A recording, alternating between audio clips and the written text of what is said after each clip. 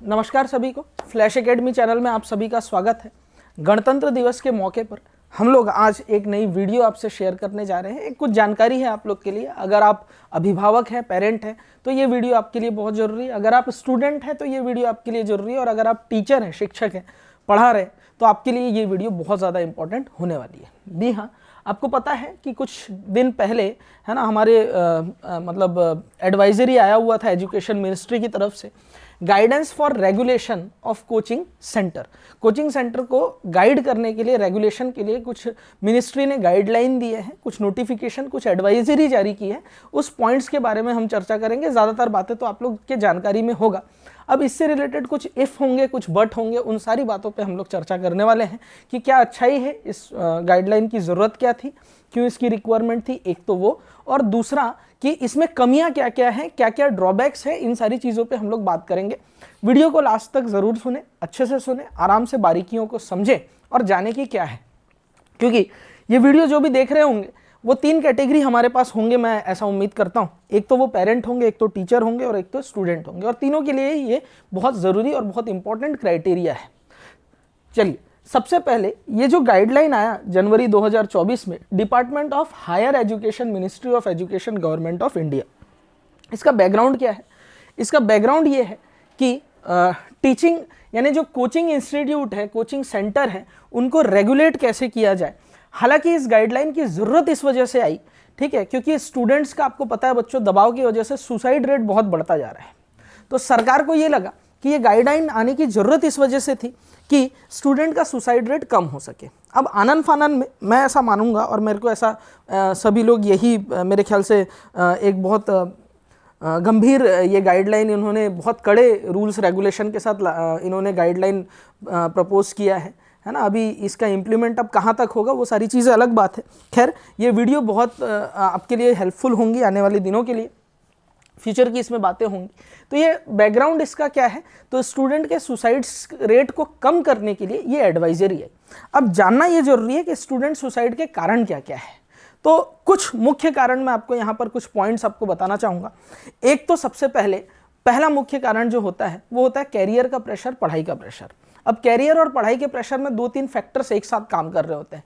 एक तो सोशल यानी आसपास का जो बैकग्राउंड है, एनवायरनमेंट है, वो प्रेशर लगाता है।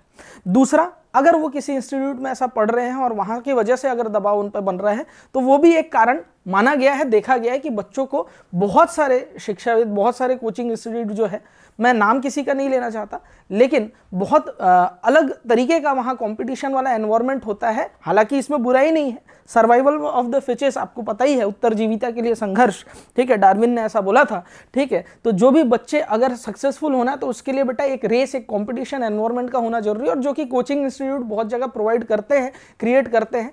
हालांकि इस एनवायरनमेंट को बहुत सारे बच्चे अडॉप्ट नहीं कर पाते, जिस वजह से एक ये कारण दूसरा मुख्य होता है। तीसरा, पेरेंट्स की तरफ से हाई एक्सपेक्टेशन कि फला का बच्चा ये कर रहा है, मेरा बच्चा क्यों ना करे, तेरे को कोचिंग भेज दिया गया है, तेरे पीछे इतना इन्वेस्टमेंट किया गया है, तो ये बहुत जरूरी है कि तुम सिलेक्शन लेके दिखाओ। एक प्रेशर बहुत ज़्यादा क्रिएट किया जाता है। और आपको भी पता है कि 20 लाख स्टूडेंट नीट का एग्जाम दे रहे हैं आज इस वक्त देश में, और उसमें से सीट्स हमारे पास कितने ही लिमिटेड है। तो एक दबाव वाला एनवायरनमेंट बच्चे के साथ बना हुआ रहता है। तो ये एक रहता है प्रेशर फैक्टर। दूसरा फैक्टर बहुत सारे हो सकते हैं, फाइनेंस फैक्टर हो सकता है। तीसरा हो सकता है कि उसके आसपास जो फ्रेंड सर्कल है उसमें कोई ऐसी चीज़ें हो। अच्छा, चौथा एक मुख्य कारण आज के डेट में देखने आया है साइबर बुली। बहुत सारे बच्चे साइबर क्राइम के चलते फंस जाते हैं, ट्रैप में आ जाते हैं, बहुत सारे स्कैम हो रहे होते हैं। सेक्स एजुकेशन की कमी होने की वजह से वो बच्चे कुछ ना कुछ गलत चीज़ों में इन्वॉल्व हो जाते हैं, और साइबर क्राइम करने वाले लोग इसका फ़ायदा उठाते हैं, उन बच्चों को ब्लैकमेलिंग करते हैं और बड़े एक अमाउंट का डिमांड करते हैं। सरकार को इस बारे में भी सोचना चाहिए, इस दिशा में भी सोचना चाहिए। फिर उस बच्चे के पास थक हार करके, हताश होकर के किसी से बात साझा करने का, कहीं कंप्लेन करने का, कुछ सही कदम उठाने का मौका नहीं रहता, और गलत डायरेक्शन में उसका दिमाग चलने लग जाता है। और चौथा जो होता है लव अफेयर। इस उम्र में बच्चों को प्यार मोहब्बत और इन सारी चीज़ों में, ये आजकल का जो माहौल है, एनवायरनमेंट है, गर्लफ्रेंड बॉयफ्रेंड वाला एनवायरनमेंट है, इस समय में भी उनको इन चीज़ों का भी प्रेशर रहता है। तो कई जगह ये देखा गया है ना, बहुत जगह जगह जो स्टूडेंट्स का जो सुसाइड हुआ है, जो बल्कि कई बच्चे 18 से कम भी हैं इन केसेस में, उनमें ये देखा गया है कि लव अफेयर के चलते उन्होंने ये गलत कदम उठा रखा। तो ये मुख्य कुछ बात था सुसाइड का जो मैंने आपको बताया, जिसमें से एक कारण एजुकेशन प्रेशर का भी होना है। इसमें एजुकेशन प्रेशर का जो कारण है, इसमें ना सिर्फ कोचिंग बल्कि इसमें पूरा समाज इन्वॉल्व है, बल्कि इसमें पूरा का पूरा हमारा जो गवर्नमेंट है वो भी, उनकी भी भूमिका इसमें है। इस चीज़ को भी नकारा नहीं जा सकता। भूमिका होने की वजह से क्यों है वो भी मैं आपको बताऊं। सीट्स लिमिटेड है, हमारा एजुकेशन सिस्टम इतना सक्षम नहीं है कि बच्चों को, हम लोग गवर्नमेंट स्कूल में पढ़ने वाले बच्चों को इतनी सारी चीज़ें, रिसोर्सेज प्रोवाइड कर सके। तो सरकार ने खैर उनके बिहाफ में, है ना, इन चीज़ों को सोचते हुए, है ना, सुसाइड रेट को कम करने के लिए एक एडवाइजरी निकाली। अब इस एडवाइजरी की मोटी मोटी बातें ये हैं। सबसे पहला पॉइंट तो ये है कि सबसे पहले हर कोचिंग इंस्टीट्यूट का रजिस्ट्रेशन होना जरूरी है। ठीक है, guideline for registration and regulation of coaching. तो सबसे पहला तो है गाइडलाइन ये है कि इनकी डेफिनेशन हम कोचिंग किसको बोले। तो यहाँ पर सबसे पहले दिख रहा होगा आपको, means an officer notified by the appropriate government.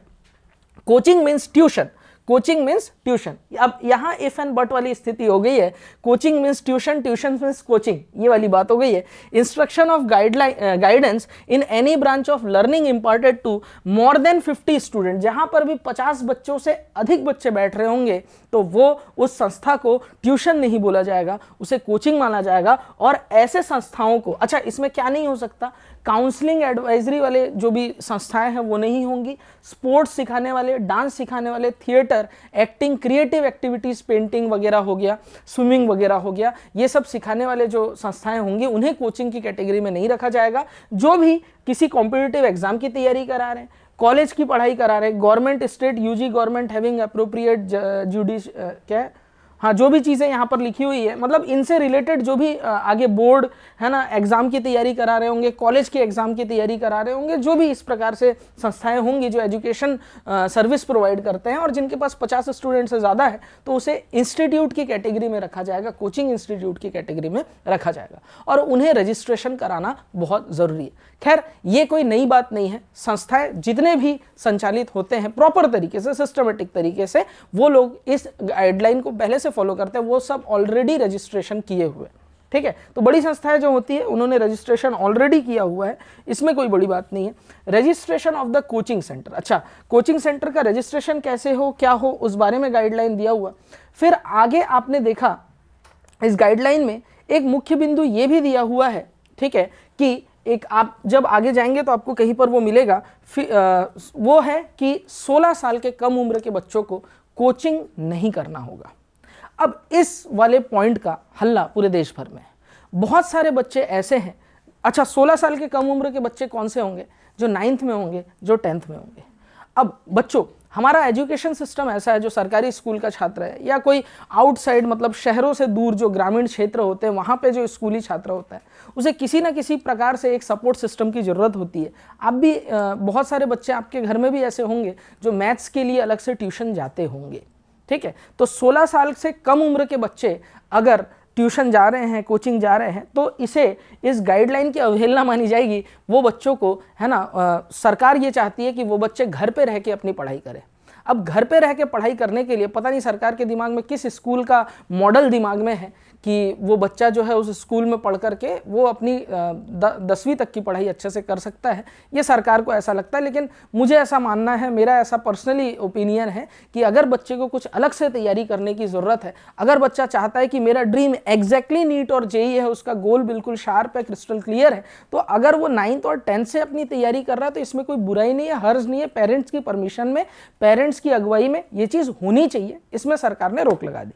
ठीक, दूसरा सबसे इंपॉर्टेंट बात यह हुआ है कि सेफ्टी का बहुत ध्यान रखा गया है। सेफ्टी का ध्यान इस वजह से इस गाइडलाइन में एडवाइजरी आया कि आप जिस भी संस्था में पढ़ रहे हो वहाँ पर फायर सेफ्टी का ध्यान होना चाहिए। बहुत सारे संस्थाएं ऐसे हैं जहाँ पर बिल्कुल भी अग्निशामक व्यवस्थाएं नहीं है। आपने बहुत सारे केसेस सुने होंगे जहाँ पर किसी कोचिंग में आग लग गई तो बच्चे खिड़की से कूद रहे हैं, 4थी मंजिल से कूद रहे हैं, और बहुत जगहों में इतना कॉम्प्लिकेटेड एनवायरनमेंट होता है, एक शॉप के बाद दूसरी शॉप, तीसरी शॉप, लाइन से सब कोचिंग है, वहाँ पैर रखने का जगह नहीं, एक पतला सा सीढ़ी होता है, वहाँ से बच्चे चढ़ते हैं, वहाँ से बच्चे उतरते हैं।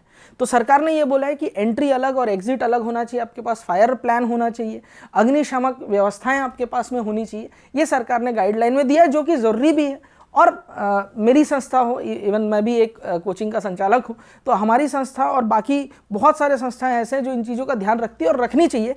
इसमें मैं चाहता हूँ कि सरकार की तरफ से ये एक बहुत अच्छी पहल आई है कि बच्चों के सेफ्टी, मेन जो बच्चे जहाँ पर रह करके 4 घंटे 5 घंटे अपनी पढ़ाई करेंगे, वहाँ पर उनकी सेफ्टी का ध्यान रखा हुआ होना बहुत ज़रूरी है। पानी की व्यवस्थाओं से लेकर के हर चीज़ों की व्यवस्था वहाँ पर होनी चाहिए। सरकार ने इस दिशा में गाइडलाइन दिया है जो कि सराहनीय है, जो कि होना चाहिए। ठीक, एक चीज़। दूसरी चीज़ ये है कि बहुत सारे कोचिंग इंस्टीट्यूट भ्रामक विज्ञापन करते हैं। अब जैसे कई टाइम पहले मैंने एक वीडियो जाहिर किया था, है ना, नीट का जब रिजल्ट आता है, आपको पता है कि जेईई का और नीट का जब भी रिजल्ट आता है तो उस समय में आपको पता है कि एक बच्चे की फ़ोटो जगह जगह हर कोचिंग में लगी होती है। समझ रहे हैं, है ना? तो ऐसा तो नहीं हो सकता वो बच्चा उड़ उड़ के पढ़ रहा हो, ठीक है, उसके पास कोई सुपर पावर्स हो, ठीक है, वो टेलीपोर्टेशन की पावर हो, अभी वो सूरत में पढ़ रहा है तो फिर कल गुजरात में पढ़ेगा, फिर वो कोटा भी चला गया अगले दिन, ऐसे तो संभव नहीं है। तो ये भ्रामक विज्ञापन है, सरकार ने इस पर रोक लगाया है कि आप किसी भी प्रकार से किसी भी बच्चे के रिजल्ट का विज्ञापन नहीं कर सकते। और भ्रामक विज्ञापन जैसे कई लोग, आप गूगल में सर्च कर लीजिएगा, ठीक है, तो लिखेंगे, है ना, फला सर गधे को भी अंग्रेजी सिखा दे, ठीक है, ये भ्रामक विज्ञापन ही है।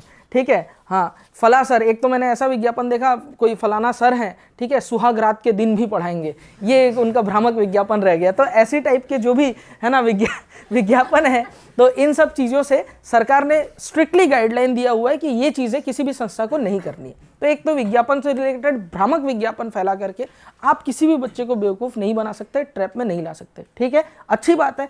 इस नियम का भी, इस गाइडलाइन का भी सरकार ने क्या किया, हम सारे कोचिंग, जितने भी कोचिंग, देखिए ये गाइडलाइन आया ही बच्चों के भलाई के लिए, और जितने भी एजुकेशन सेक्टर में जो भी टीचर्स काम कर रहे हैं, जो भी शिक्षक काम कर रहे हैं एजुकेशन के लिए, उन शिक्षकों की सोच ही यही है कि वो बच्चे का भला कर सके।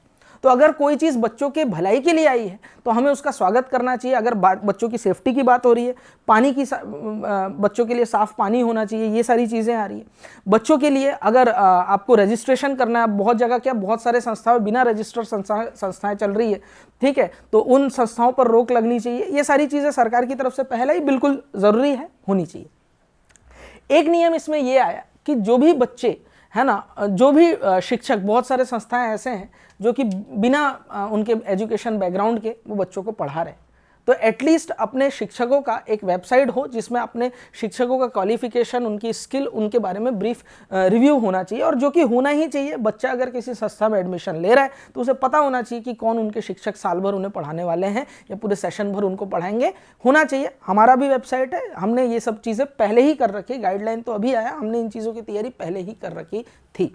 ठीक है, चलिए, लेकिन इसमें एक ड्रॉबैक ये आया है, इसमें ये पॉइंट लिखा हुआ है कि कोई अगर शिक्षक अंडर ग्रेजुएट है तो वो किसी भी संस्था में पढ़ा नहीं सकता। अब यहाँ पर बात शहरी संस्थाओं की नहीं होगी, ये गाइडलाइन का जो नुकसान होगा वो छोटे छोटे जो ट्यूशन्स हैं वहाँ पर हो सकता है। जैसे सपोज फॉर एग्जांपल कोई एक बच्ची है, ठीक है, उसके 10th तक बहुत अच्छे मैथ्स, उसका गणित बहुत अच्छा है, वो 11वीं 12वीं भी गणित बहुत अच्छा है, और अभी वो ग्रेजुएशन कर रहा है, वो 2nd ईयर में है वो बच्ची, और 3rd ईयर में, और घर की आर्थिक स्थिति उतनी अच्छी नहीं है, मतलब अभी वो ग्रेजुएट हुई नहीं, और वो बच्ची मैथ्स की ट्यूशन लेकर के कक्षा 5वीं से 10वीं तक का ट्यूशन पढ़ा करके अपना घर जीविका चला रही थी, जिसमें 50 से ऊपर बच्चे हैं। ठीक है, तो इस जगह पर ऐसे बच्चे जो होंगे, ऐसे छात्र जो होंगे जो कि अपने जूनियर क्लासेस को पढ़ा करके अपना भरण पोषण कर रहे थे, अपनी आजीविका चला रहे थे, उन बच्चों के कैरियर के लिए, उनके एक आवक के लिए, उनकी जीविका के लिए एक प्रश्न चिन्ह बनता है। और आपको भी पता है, जो ये वीडियो देख रहे हैं, जो कि गांव से, जो शहरी क्षेत्रों से नहीं जुड़े हैं, आसपास गांव से जुड़े हुए हैं, वहाँ पर बहुत सारे भैया दीदी ऐसे होते हैं जो अपने छोटे भाई बहनों को पढ़ा करके, जूनियर क्लासेस को पढ़ा करके अपने खर्चे, कॉलेज की पढ़ाई की फीस वगैरह ये सब अरेंज करते हैं। होता है, ऐसा होता है। और इससे उन बच्चों का भी, भाई अगर किसी का गणित अच्छा है, किसी बालिका का गणित अच्छा है, और वो अपने जूनियर क्लास 10वीं तक के बच्चों को पढ़ा करके अपना भरण पोषण कर रही है, तो इसमें कोई आपत्ति नहीं होना चाहिए। लेकिन सरकार के गाइडलाइन से इन चीज़ों पर एक प्रश्न चिन्ह उठता है। ठीक है, ये भी है। एक इसमें एडवाइजरी सरकार की तरफ से ये आई कि किसी टीचर का अगर कोई क्रिमिनल रिकॉर्ड है तो वो किसी भी संस्था में काम नहीं करेगा, वो पढ़ा नहीं सकता। ये बिल्कुल सही बात है भाई। अगर किसी शिक्षक का क्रिमिनल रिकॉर्ड है ऑलरेडी, अगर कोई क्रिमिनल, उन्होंने कोई क्राइम अटेम्प्ट किया हुआ, उन पे FIR हुआ पड़ा, तो वो छात्रों से उनकी मानसिकता, उनका व्यवहार सही नहीं रहेगा, रवैया सही नहीं रहेगा। तो सरकार ने ये बिल्कुल, अच्छा शिक्षक जो एक पद है, इसमें बिल्कुल मतलब प्राचीन समय से ही आप जानते हैं, हम लोग तो गुरुकुल शिक्षा की तरफ, हम लोग भारतीय संस्कृति में गुरुकुल शिक्षा की बड़ी महत्ता है। अगर कोई शिक्षक वो अगर आइडल ना हो, अगर कोई शिक्षक ही आदर्श ना हो, तो फिर वो पूरा जो बैच होगा, वो स्टूडेंट होगा, उनसे जो एजुकेशन की मतलब एक मॉरली ये चीज़ें गलत हो जाएंगी। तो ये सरकार की तरफ से एक गाइडलाइन आया कि अगर किसी शिक्षक का क्रिमिनल रिकॉर्ड है तो वो कोई कोचिंग संस्था में पढ़ा नहीं सकता। बिल्कुल कोई दिक्कत वाली बात नहीं, यहाँ तक तो गाइडलाइन सब सही चल रहा है। एक गाइडलाइन का रूल अगला ये है फीस रिटर्न पॉलिसी के बारे में। ठीक है, फीस रिटर्न पॉलिसी के बारे में। अब देखिए, फीस रिटर्न पॉलिसी, ये लोग इस पॉलिसी, ये वाला जो गाइडलाइन आया हुआ है, ये उतना हाईलाइट अभी लोगों में चर्चा में, विषय में उतना नहीं बना हुआ है, लेकिन मैं फिर भी बोलूँगा जितना मुसीबत आने वाला है, जितनी परेशानियाँ होंगी, जितनी दिक्कतें होंगी, ये इस फीस रिटर्न पॉलिसी में ही ज़्यादातर होंगी। मैं कैसे आपको वो चीज़ समझाऊँ? सबसे पहले फीस रिटर्न पॉलिसी ये बोल रही है कि अगर आप किसी कोर्स को ज्वाइन करते हैं, अगर आप कोई स्टूडेंट हैं, अगर सपोज मैं एक स्टूडेंट हूं, मैंने किसी संस्था में कोई फला कोर्स ग्रहण, अभी आपको पता है कि कितने ही कोर्सेज के नाम पे स्कैम हो रहे हैं देश भर में। ठीक है, तो सरकार ने एक गाइडलाइन ये बनाया कि अगर कोई छात्र किसी कोर्स को ज्वाइन करता है किसी कोचिंग संस्था में और किसी कारण से उसे वो कोचिंग संस्था छोड़नी पड़ रही है, सपोज हो सकता है उसे वहाँ समझ नहीं आ रहा, सपोज ये हो सकता है कि उस बच्चे को वहाँ पढ़ाई का वो एनवायरनमेंट नहीं मिल रहा, सपोज कोई XYZ रीज़न है, हेल्थ इशू है, कुछ भी रीज़न है, उसको वो कोचिंग छोड़ना है, तो सरकार ये बोलती है कि बच्चे के ने जितने दिन पढ़ रखा, आपको उतनी फीस क्या करनी पड़ेगी, कोचिंग काट करके बाकी बचा हुआ फीस जो होगा वो आपको विदिन 10 डेज रिटर्न करना पड़ेगा। अब छात्रों की तरफ से, अभिभावक की तरफ से सुन करके ये ऐसा लगता है कि उनके फ़ायदे का काम है, उनके पसंद का चीज़ है, उनके व्यवहार में निर्णय आया हुआ है, उनके तरफ के लिए ये निर्णय, ये डिसीजन आया हुआ है, बहुत अच्छी बात है। लेकिन इसमें बहुत इफ एंड बट और प्रश्न चिन्ह है। देखिए, अगर 3 केस मैं आपको यहां बताऊंगा। पहला केस ये है कि अगर कोई छात्र जेन्युइनली किसी संस्था को ज्वाइन किया और उस संस्था में उसे समझ नहीं आ रहा है, या उसकी तबीयत ठीक नहीं हुई, हेल्थ इशू है, या जिस शहर में आकर के वो कोचिंग करने आ रहा था उस जगह पर वो अब वहाँ हेल्थ इश्यूज़ की वजह से वो नहीं कर सकता, इलाज के लिए उसे अपने घर पे रहना होगा, या किसी फैमिली प्रेशर की वजह से, कारण की वजह से, घर में हेल्थ इश्यूज़ की वजह से, या XYZ कोई भी एक जेन्युइन कारण, जो भी जेन्युइन कारण मैं बोल रहा हूँ, जिस वजह से वो अपनी पढ़ाई उस संस्था में रह करके आगे नहीं कर सकता, तो उस बच्चे को, कई संस्थाएं ऐसे होती हैं जो उस बच्चे को फीस रिटर्न करने में बहुत परेशानी होती है, या रिटर्न पॉलिसीज़ नहीं होती है, तो उस जगह पे संस्था को फीस रिटर्न करना पड़ेगा, और ये जो कि अच्छी बात है, किया जाना चाहिए, मॉरली ऐसा होना चाहिए। ठीक है, तो ये चीज़ें हो, इस बच्चे के लिए फ़ायदा है। एक केस तो ये हो गया। दूसरा केस मैं आपको ये बताऊँ, पहला वाला केस जो था वो सडन हुआ, मतलब कि बच्चे को किसी कारण से छोड़ना पड़ा। दूसरा स्पॉन्टेनियस रीज़न। स्पॉन्टेनियस रीज़न मतलब ये दूसरा कैटेगरी का स्टूडेंट है। सपोज मैं शिक्षक हूँ और एक क्लास में 100 बच्चे हैं, इन 100 बच्चों में 20 बच्चों की मानसिकता अलग होगी, 30 की अलग होगी, हर बच्चे की मानसिकता, मेंटल एबिलिटी अलग अलग होती है, इस बात से कोई दोराही की बात नहीं है, और हर बैकग्राउंड से आया बच्चा होता है, कोई हो सकता है गरीब तबका का भी बच्चा हो, कोई हो सकता है मिडिल क्लास फैमिली का भी बच्चा, हमारे पास तो ये स्पेक्ट्रम होता है, कोई हो सकता है कि अच्छे घर से, है ना, मीडियोकर फैमिली से बच्चा हो, कोई हो सकता है कि हाई प्रोफाइल फैमिली से बच्चा हो, हर तरीके के बच्चे हमारे क्लासरूम में बैठे होते हैं। उसमें हो सकता है कि कोई बच्चे ऐसे हों जो थोड़ा सा चंचल किस्म का बच्चा है, बदमाश किस्म का बच्चा है, ईगोइस्टिक बच्चा है। और देखो, ये सब गाइडलाइन कहीं ना कहीं इस चीज़ पे इशारा कर रही है कि कोचिंगों पे दबाव बने, शिक्षकों पे दबाव बने। अच्छा, इसमें मैं इस कैटेगरी के बच्चों की बात जो कर रहा हूँ, इसमें आप समझना, अगर सपोज मैं एक टीचर हूँ, मैंने बच्चे को होमवर्क दिया और कल वो नहीं करके आया, या सपोज वो बच्चा क्लास में बदमाशी करता है, किसी बच्ची को हो सकता है परेशान करे, है ना, किसी को डांट दे, किसी से झगड़ा करे, ऐसा कोई अगर बच्चा है क्लास में, और शिक्षक चाहता है, हम तो नैतिकता के आधार पर चाहते हैं कि हर बच्चे का भला हो, हर बच्चे का भला हो, ये जो बच्चा गलत रास्ते में जा रहा है इसको भी डांट के हम लोग सही रास्ते में ले आए, हमारी नैतिकता ये है। तो उस बच्चे को हम लोग क्या करेंगे, एज अ टीचर मैं उसको डांटूंगा, समझाऊंगा, ज़रूरत पड़ने पर, पिटाई तो नहीं लगाते आजकल के केस में, ठीक है, पहले तो पिटाई विटाई लगाया जाता था, ज़रूरत पड़ने पर मैं सख्ती दिखाऊंगा उस बच्चे पे, उस पेरेंट के कंप्लेन करूंगा। तो ये बच्चा क्या करेगा, ये बच्चा क्या करेगा, गाइडलाइन का दुरुपयोग करेगा कि सर मेरे पास इतने दिन में पढ़ाऊँ, मेरे को आगे की फीस चाहिए। फीस देने में भी यहाँ कोई दिक्कत नहीं, एक बच्चा हो सकता है ये बच्चा इन्फ्लुएंस्ड हो, किसी और बच्चे को लेकर के चले जाए, तो ये संस्था के लिए एक ड्रॉबैक वाली बात होती है, संस्था के लिए एक परेशानी वाली बात होती है। दूसरी चीज, तीसरी चीज ये हो सकता है कोचिंग। आपने सुना होगा कि बहुत सारे कोचिंग इंस्टीट्यूट क्या करते हैं, अचानक से टीचरों को तोड़ करके नया एक सिस्टम बना देते हैं। कोई एक सिस्टम है ना, ऐसा आपने बहुत जगह सुना होगा, एक कोचिंग चल रहा है, बच्चों को वादे देकर के वहां पर एडमिशन ले लिया गया, फिर वहां के कुछ टीचर क्या करते हैं, एसोसिएट होकर के एक अलग संस्था बना लेते हैं। अब ये क्या करेंगे, भाई तुम लोग को इतने दिन हमने पढ़ाया है और तुम्हारा फीस इतना जमा हुआ है, आप एक काम कीजिए, इतने दिन की फीस वहां से रिटर्न ले लीजिए, सरकार का तो नियम है, उस रिटर्न पॉलिसी के आधार पर आप पूरा स्टूडेंट जो है यहां खींच लिया जाएगा। इसको बोला जाता है पोचिंग, इसको बोला जाता है पोचिंग। तो बड़े संस्थाएं जो होंगी, जो छोटे संस्था होती है, जो मेहनत कर रहे हैं, दिन रात एक करके अपने बच्चों को पढ़ा रहे हैं, जो जेन्युइन संस्थाएं, उनको इनसे परेशानी होगी कि कोई बड़ी मछली जो आती है ना, छोटी मछली को परेशान करने के लिए, कोई सपोज कोई बड़ी कोचिंग है जिनके करोड़ों के टर्नओवर हैं, लाखों करोड़ों अरबों के टर्नओवर है, वो क्या करेगी, इन छोटे छोटे इंस्टीट्यूट को इस गाइडलाइन का फायदा उठा करके उनको नुकसान पहुंचाएगी। उन कोचिंगों को खत्म करने के लिए वो स्टूडेंट को एज अ स्लीपर सेल, बोलना तो नहीं चाहिए लेकिन एक एजेंट बना करके एक को, कि ये पूरे स्टूडेंट हैं, उनसे कम्युनिकेट करके आप पूरी मास स्टूडेंट को लेकर के चले जाओ। अब आप खुद सोचिए, जो एक इंस्टीट्यूट कोई अगर रन कर रहा हो, या कोई इंस्टीट्यूट एक सिस्टम है, वहाँ पर जो बच्चे एडमिशन लेने आए होंगे, साल भर का मटेरियल, साल भर का ड्रेस, साल भर का एकोमोडेशन, टीचर की फीस, टीचर की सैलरी, इन सब की व्यवस्था उसे सेशन चालू होने के पहले करनी पड़ती है। अब सपोज किसी एक संस्था में सपोज 100 स्टूडेंट हो, और कोचिंग की वजह से इस गाइडलाइन का फ़ायदा उठा करके, इसमें लूप होल निकाल करके किसी संस्था ने वहाँ से 80 बच्चे निकाल लिए, तो जो 20 बच्चे पढ़ रहे होंगे, टीचर अगर डिस्टर्ब है तो उनकी भी पढ़ाई पे आहत होगा, और 80 बच्चे निकल जाने की वजह से ये जो टीचर है ये तो कर्जे में आ जाएगा, ये जो संस्था रन कर रहा है ये तो कर्जे में आ जाएगा।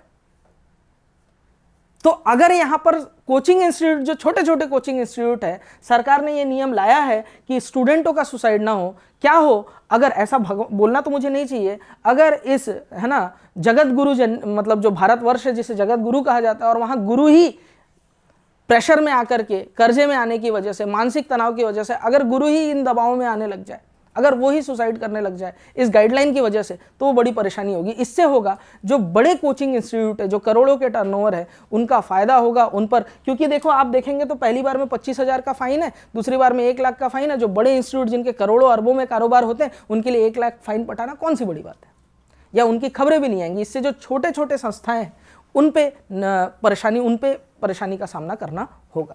दूसरी कैटेगरी थी ये। तीसरी कैटेगरी की बात मैं वो कर रहा हूं, इसमें बहुत सारे बच्चे ऐसे भी होंगे, बहुत सारे, देखिए हमारे पास तो वैरायटी ऑफ स्टूडेंट आते हैं, और हमें भी पता है कि हर बच्चे का सिलेक्शन हो जाए ऐसा संभव नहीं है, लेकिन सरकार सिर्फ जो बच्चे सेलेक्ट होंगे और उन्हीं के लिए ही पढ़ाना है, अगर ऐसी बात होगी तो कोई भी बच्चा अपने कैरियर में कुछ अलग स्पेक्ट्रम में काम नहीं कर पाएगा। जैसे फॉर एग्जांपल, हमारे पास गांव से बहुत सारे बच्चे आते हैं, उन बच्चों की आप लिटरली माने 12वीं तक कोई भी पढ़ाई नहीं हुई होती है। हम इन 6 महीने 8 महीने के प्रोग्राम में उन बच्चों को इतना पढ़ा देते हैं कि आने वाले दिनों में कोई भी पढ़ाई हो, चाहे वो इंग्लिश में हो, चाहे वो हिंदी में हो, मतलब इंग्लिश लैंग्वेज में हो या हिंदी लैंग्वेज में हो, या किसी भी प्रकार से BSc MSc जो आप वो आगे पढ़ना चाह रहे हैं, IIT JEM से लेकर के जो भी एग्जाम की तैयारी आगे करेंगे, उन चीज़ों के लिए जो एक प्रॉपर पढ़ाई का तरीका होता है, पैटर्न होता है, वो हम इन 8 से 6 महीने में उस बच्चे को सिखाते हैं, ताकि भले वो इस एग्जाम में इसका फायदा मिले ना मिले, आने वाले दिनों में जब भी पढ़ाई करेगा, पढ़ाई करने में उसको इसका फायदा मिलेगा। ऐसे बच्चे भी होते हैं। तो उन बच्चों को धीरे धीरे करके रिजल्ट करके, हो सके तो डांट करके, हो सके तो समझा करके, किसी तरीके से एक लेवल पे ले जाना पड़ता है, धीरे धीरे उन बच्चों पे काम करना पड़ता है। अब ये जो गाइडलाइन आया हुआ फीस रिटर्न का, बच्चा देखेगा, बच्चे को चाहिए ग्राफ ऐसा, और ग्राफ ऐसे ही चढ़ेगा, ऐसे बच्चे के लिए टेक ऑफ धीरे धीरे ही करेगा। तो जो टेक ऑफ धीरे धीरे होना चाहिए था, ग्राफ ऐसे चढ़ने वाले महत्वाकांक्षी बच्चों के लिए, वो लोग को चाहिए कि एक बार में सब चीज़ें हो जाए, एक बार में मुझे सब कुछ हो जाए। वो बच्चा क्या करेगा, वो इस गाइडलाइन के चलते संस्था से फीस रिफंड ले लेगा। ठीक है, संस्था ने वो फीस रिफंड कर दिया, कोई परेशानी नहीं हुई, जितने दिन उसने पढ़ा बाकी का फीस काट करके उसको इस अकॉर्डिंग टू गाइडलाइन उसको सब चीज़ विदिन 10 डेज रिटर्न कर दिया गया। तो उसके बाद जो बच्चा वहाँ पर पढ़ रहा है, जो वहाँ से निकल गया, अब उस बच्चे का जो ग्राफ ग्रोथ होना चाहिए था वो अब अपने होम टाउन चला गया या कुछ और कोर्स में चला गया, तो उसका ग्राफ जो टेक ऑफ करना चाहिए था वो टेक ऑफ नहीं होकर के एक जगह रुक जाएगा। आप खुद सोचिए, उस बच्चे की पढ़ाई उस जगह पे रुक गई है, जो तैयारी करके, है ना, भले उसको रिजल्ट उस जगह पे मिले ना मिले, आने वाले दिनों में कहीं ना कहीं उसको उसका फायदा मिलता, वो फायदा उसको अब नहीं मिल पाएगा। तो इसका ये भी एक बहुत बड़ा नुकसान है। तो गाइडलाइन की ये कुछ बातें थी, और इस गाइडलाइन में क्या क्या चीजें दी हुई है जरा उन पे भी हम लोग बात करेंगे, ठीक है। अच्छा, स्टूडेंट्स के लिए टेस्ट का, हाँ मैं मानता हूं टेस्ट का दबाव बच्चों पे बहुत रहता है, लेकिन है ना, जैसे कॉम्पिटिटिव एग्जाम होते हैं उस हिसाब से टेस्ट होना भी एक अनिवार्य है।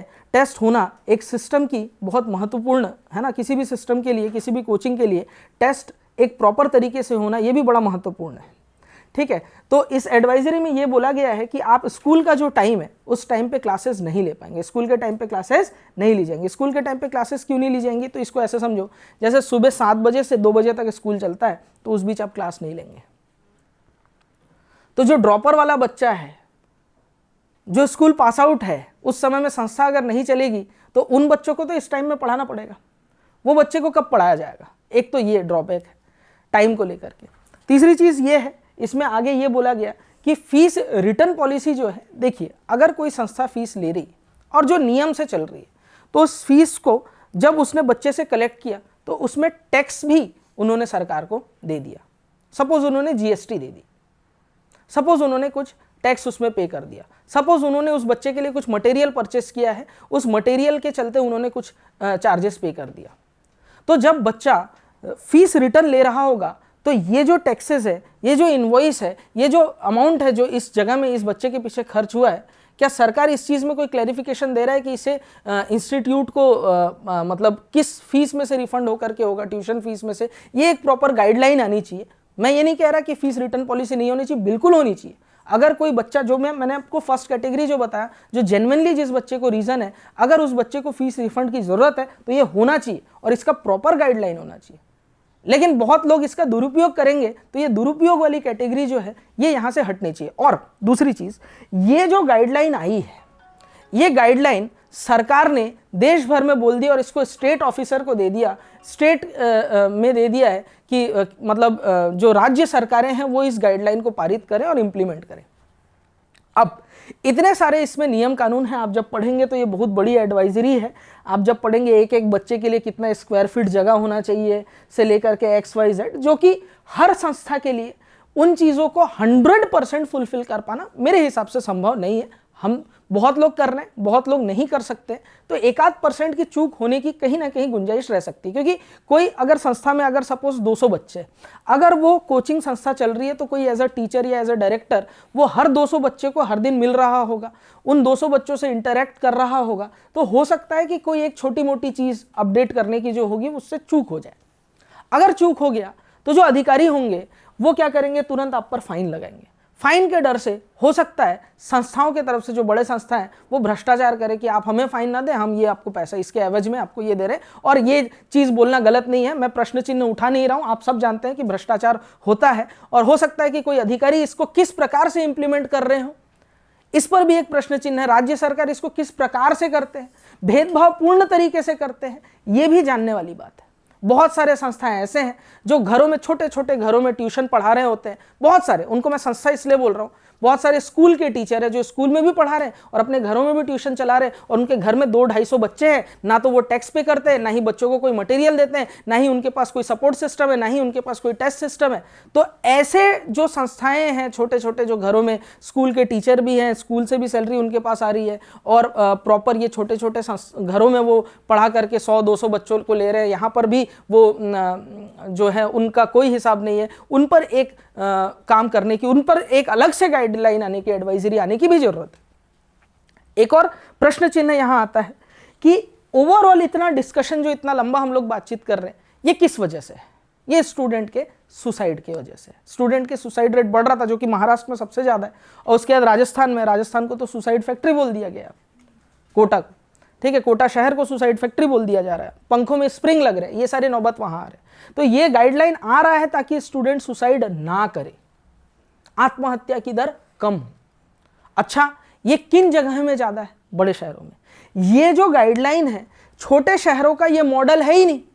इस पे सरकार को ये ध्यान रखना चाहिए जिन संस्थाओं का टर्नओवर 1 करोड़ या उससे अधिक हो उनके लिए ये गाइडलाइन हो।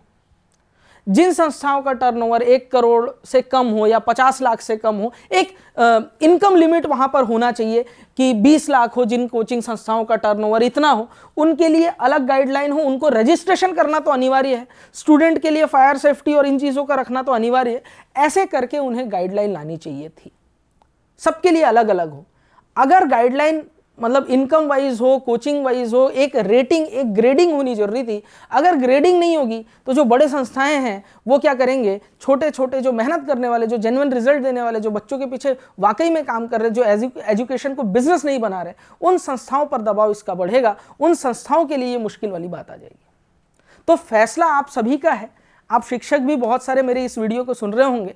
कमेंट में आप ज़रूर बताएं आपकी क्या राय है। बच्चों से भी मैं चाहूँगा आपकी क्या राय है, आप ज़रूर बताएं। अभिभावक भी इसमें बताएं कि कौन सा पॉइंट आपको इसमें समझ आया, नहीं आया, या आपके कुछ प्रश्न चिन्ह हो तो कमेंट में ज़रूर बताएं।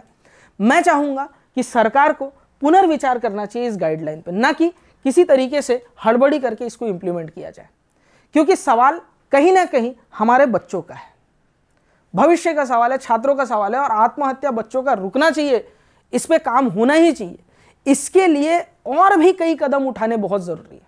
जैसे मेरे क्लासरूम में मैं ये विशेष ध्यान रखता हूं कि एक क्लासरूम का माहौल, एक क्लासरूम का एनवायरनमेंट, हमें आने वाले दिनों को इनको प्रिपेयर भी करना है। इन छात्रों को, ये देश के भविष्य है, इनके लिए शक्ति भी दिखानी पड़ती है। इन बच्चों को पढ़ाने के लिए हमको लेवल अप भी करना पड़ता है, लेकिन इनको वही सबसे ज़्यादा प्यार भी हम ही करते हैं, क्योंकि ये बच्चे, बहुत सारे बच्चे ऐसे होते हैं जो दूर दराज घर से छोड़ करके, माता पिता को छोड़ करके यहाँ पर आकर के हमारे पास है। हम उनके लिए एज अ बिग ब्रदर, बड़े भाई हमेशा रहते हैं। और हर संस्था को ये करना चाहिए कि बच्चे को कभी अकेलापन महसूस ना हो। और सुसाइड किसी भी प्रकार का समाधान नहीं होता अल्टीमेटली। और ऊपर से युवा वर्ग जो इस दिशा में जा रहा है सुसाइड की तरफ में, ये तो होना ही नहीं चाहिए, ये तो होना ही नहीं चाहिए। इस चीज़ के खिलाफ, इस चीज़ के विरोध में हम लोग को बहुत सारी चीज़ें करने की ज़रूरत है। मैं बहुत समय से, पिछले 2 से 3 साल से इस टॉपिक पे सवाल उठा रहा हूँ अलग अलग प्लेटफॉर्म के माध्यम से। मैंने इस बारे में अपने प्लेटफॉर्म में भी चर्चा की थी, मैंने इस बारे में और भी बहुत जगह चर्चाएं की हुई है। मैंने इस बारे में कई मेरे पॉडकास्ट में भी मैंने इस बारे में बात की थी। मैंने अपना हेल्पलाइन नंबर भी एक बार जारी किया था, मैं आज भी करने जा रहा हूँ। अगर कोई बच्चा मानसिक रूप से परेशान है, किसी प्रकार का दबाव महसूस करता है, कोई भी उसको परेशानी हो, और मेरे सक्षम में मैं अपने दायरे में रह करके जितनी उसकी मदद कर सकता हूं मैं ज़रूर करूंगा। नीचे मेरा हेल्पलाइन नंबर दिख रहा है, आप इस नंबर पे कभी भी फ़ोन कर सकते हैं। मैंने ऐसा पहले भी नीट के समय में, एग्ज़ाम के समय में एक बार हेल्पलाइन नंबर जारी किया था, आज भी मैं करने जा रहा हूँ। तो इस वीडियो को ज़रूर अपना समर्थन दिखाएं, ज़्यादा से ज़्यादा छात्रों तक, अभिभावकों तक और शिक्षकों तक पहुँचाने में मदद करें। नमस्कार, जय हिंद, जय भारत।